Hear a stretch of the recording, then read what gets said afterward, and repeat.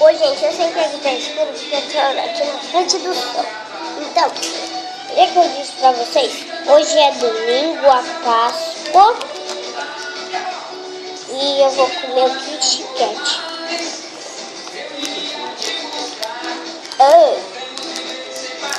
Pronto. Vou tentar abrir aqui, né? Porque isso é difícil.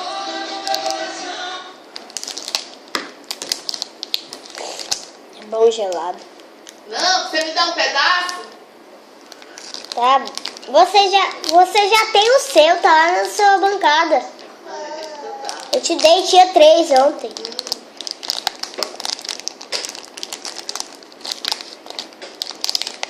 Galera, depois eu ensino a ele a abrir um chocolate, viu, galera? Já tô abrindo, tá? Eu aqui tá dizendo pra puxar.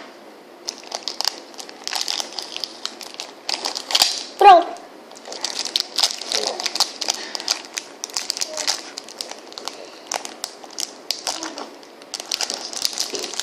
Muito bem.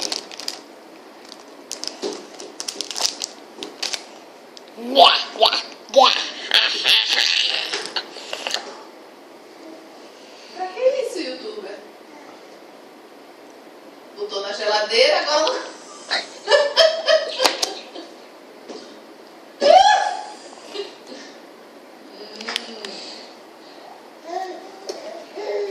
Tá bem mais gostoso.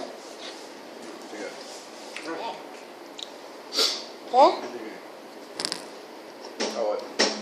Muito bom. Pera aí, gente.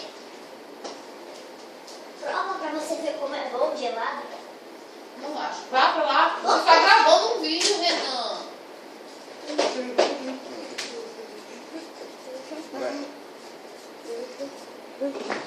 Pronto, tá bom. Pode ligar, galera. Curta aí, galera. Como é que encerra, Renan?